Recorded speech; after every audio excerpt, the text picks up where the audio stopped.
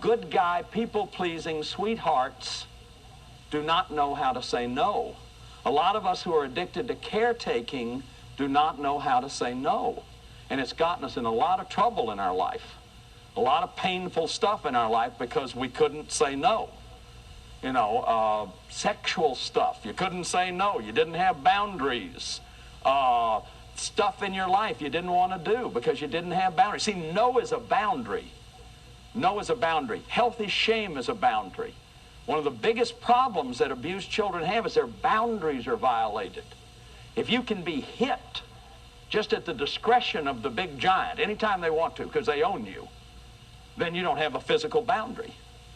And then if somebody sexualizes you, somebody incests you, they're violating your sexual boundaries. Or there's no boundaries in your house. You know, people bounce in the bathroom when you're there. There's no space you can go to. Practice expressing anger. Now, anger is tough. And what I do is I stay with what I see. Here's what I see. Here's what I hear.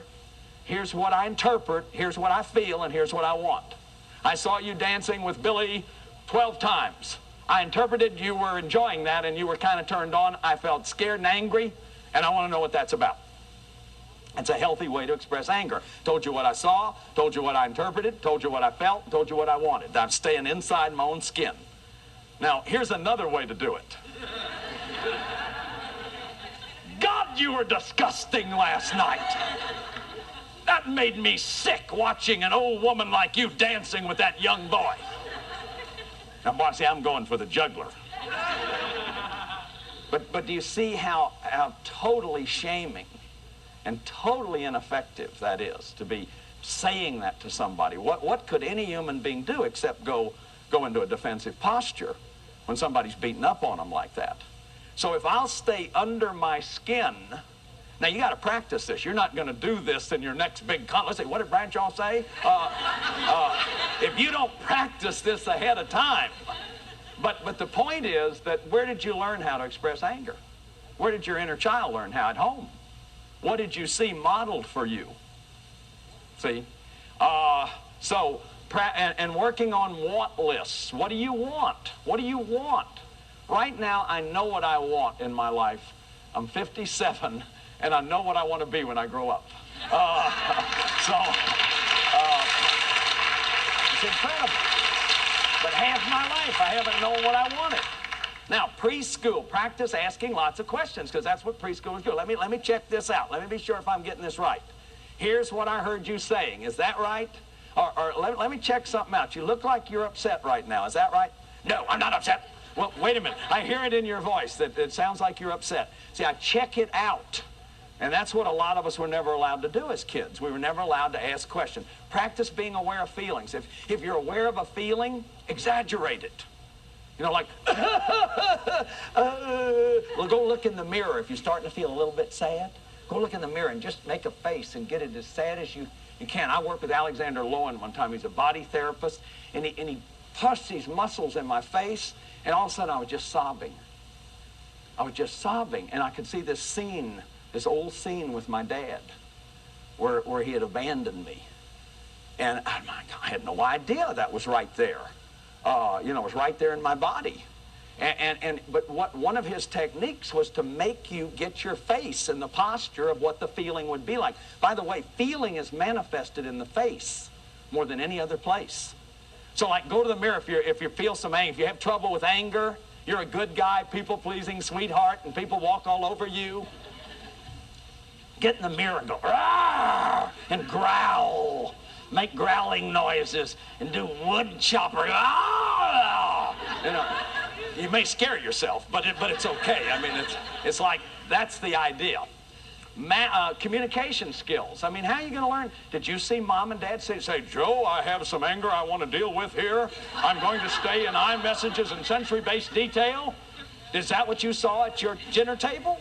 So now again, I'm not trying to put your parents down or my parents down. They just didn't know how to do this. This is 100 years of therapy that has helped us to understand this. Virginia Satir used to see the level of dysfunction in families just by listening to the communication, and the level of codependency in families. It was absolute work of art to watch her communicate with people Confronting magical expectations. Hey, don't wait. Don't try hard. Do it. Don't wait. If you're waiting for your prince to come, no, go call. Go get phone numbers and call and put a sign on you. I'm looking for a prince. I'm looking for a princess. You know, I mean, this waiting, sometimes you have to wait. But don't do it if you don't have to. It's a magical act. See, it's all that fairy tale stuff. That if you just wait long enough, your prince will come, your princess will come. I had about an 80-year-old woman come in for therapy one day, just furious. She'd been waiting 42 years. You know, she was really angry. And nobody had come. I remember when I came out of the seminary, I thought, well, now, you know, it'll get around fairly quick that they know John Bradshaw is out of the seminary. And I'll just sort of wait for the companies to call. And about 4 months later, I had this guy that was a sponsor in a 12-step group, and he drove me to the super highway, the big thoroughfare, and it was about 7 in the morning. And I said, what are we doing here? And he just sat there silent. I said, what are we doing here? And he said, well, you see all those cars?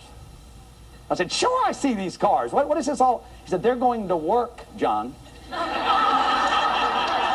going to work. I said, oh, I see. You have to go out and ask somebody for a job. See, this magical little... I'd studied to be a priest. Why people should be beating their door down to come find me. That isn't the way it works. Confront the magic. Confront toxic guilt. You have a right to your own life. You have a right to your own life. Create a bond with same-sex groups. Now, I don't want that to sound sexist. A lot of us have not had fathers. A lot of us men have never bonded with men. There's a lot of homophobia, a lot of beating up on gay people out of that homophobia because men have never been loved by men and don't feel lovable as men. Now, a lot of women have never been loved by women and don't feel lovable as women. So what happens to the inner child when that happens? You think you got to have a man to be fixed. But if you don't have a man, well, you might as well give your body to science.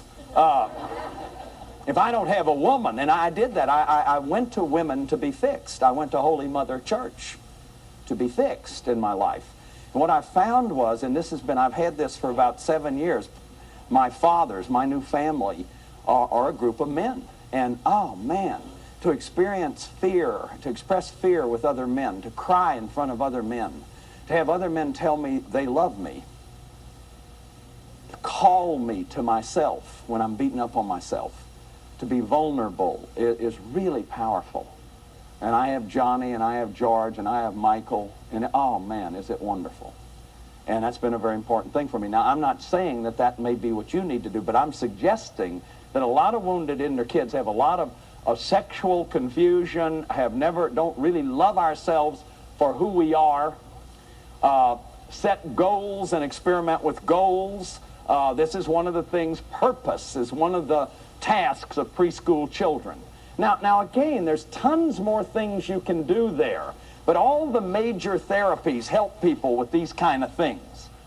New learnings for school age, life skills. There's just a lot of stuff I didn't learn to do. See, one of the jobs of parents is to give time, to give attention, and to give direction. To give direction. But, you know, you have to learn social skills. Social skills are something that we can be taught. They can be modeled for us. So it's very important. Setting intellectual boundaries. Practicing values clarification. I talked about that in another program. What is it that you stand for? What do you believe? What are your beliefs as opposed to parent tapes? Just something you've internalized. Remember I talked about, is it something you've chosen? Did you choose it from alternatives? Do you understand the consequences of it? Do you prize and cherish it? That is, you really have commitment to it? Do you act on it? Do you act on it repeatedly? Is it something you would publicly proclaim if you needed to, your belief system, if it were appropriate? See, that's a value. Now, if you don't have those qualities in it, it's something, you do it once a year. You go to the synagogue once a year. That's not a value. That's probably the terrors of hell or something, or Gehenna or whatever. But it's probably not a value. A value is something that is chosen from alternatives. You know the consequences. You prize and cherish it. You act on it repeatedly. And if necessary, you'll proclaim it. See, are you a value to yourself? Do you value yourself? Would you stand up and say, I am a good and wonderful person? That, you know, I am valuable? This is what we've been talking about in these other programs, being devalued. Abuse devalues children. Abuse devalues you, and it's hard to develop that as adults. This is the best way I know to develop it, to start connecting with that child and championing the child. And really what values are intellectual boundaries. They are what you stand for. Look, here are my sexual boundaries. Here's what I know I will do that I feel comfortable with, and here's what I won't do. And I'm real clear about that. Now, I'm not saying you have to flip this out on every date. You know, hey, Buster, you know, and here. But I think it's very important to have such values, to have body values. You know, I see people come up and hug someone without even asking them, or just sort of get in their space. And the more abused people are, often the worse their boundaries are. It's like you don't have good boundaries because nobody respected or valued your boundaries. See, how do you learn boundaries? By noticing, by having people who respect your boundaries. So, brainstorming a problem with friends, co-creating a solution. Remember, this is a cooperative stage. The school age is a cooperative stage. Practice negotiating conflict. There are ways we can learn to fight fair. There are ways we can learn to fight fair. Breaking parental enmeshments. Now that's a whole technique that I use, but that's a lot about the idea that many of us were bonded to a parent, either a parent of the same sex, a parent of the opposite sex, and a lot of this inner child work. I put that here because it's sort of like when you're leaving home, it's really important to leave home. It's really important to break that bonding with that parent. And a lot of people have not done that. They don't know how to do that. I have some exercises that I do. There's some wonderful exercises that Connie and Steve Andreas, who are NLP people, have developed in their works for breaking those kind of enmeshments. Those of you who did the work on homecoming, you did the exercise and you said goodbye, that's breaking an enmeshment. So that is too, you know, it's just something that I want you to know that you can do, and the grief work is a way that you can do it. So championing this child is a way that all of us can learn to integrate this energy into our lives. I have people in the workshops finish the fairy tales that they start. And, you know, I wrote my fairy tale, and then I write an ending to the fairy tale. So it's a wonderful kind of experience to begin to be this child's champion. And in my opinion, a lot of the coldness, the rage, the anger, the violence in the world comes from this wounded child. That when I see people who are angry and who are isolating and you can't get close to them, there's a little kid in there that wants to be loved, wants to be close. A girl named Mary sent me this poem. It's an anonymous poem. It talks about 6 humans trapped by happenstance in black and bitter cold. The poem's called The Coal Within. Each one possessed a stick of wood, or so the story's told. Their dying fire and needed logs, the first man held his back, for on the faces around the fire he noticed that one was black. The next man, looking across the way, saw one not of his church, and he wouldn't bring himself to give the fire that stick of birch. The third man sat in tattered clothes. He gave his coat a hitch. Why should he put his log to use to warm the idle rich? The rich man just sat back and thought of the wealth he had in store and how to keep what he had earned from the lazy, shiftless poor. The black man's face bespoke revenge, as the fire passed from sight, for all he saw in his stick of wood was a chance to spite the white. The last man of this forlorn group did nothing except for gain. Giving only to those who gave was how he played the game. So, their logs held tight in death's still grasp was proof of human sin.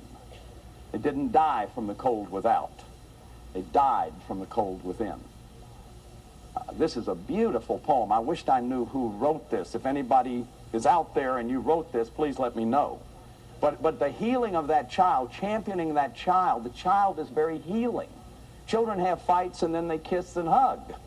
Walt Disney, when he died, Disney understood this. Listen to what Severide said when Disney died. He was an original, not just an American original, but an original, period. One of the happiest this century has ever experienced. He probably did more to heal, or at least soothe, the troubled human spirit than all the psychiatrists in the world. What Walt Disney seemed to know was that while there's very little adult in a child, there's tons of child in every adult.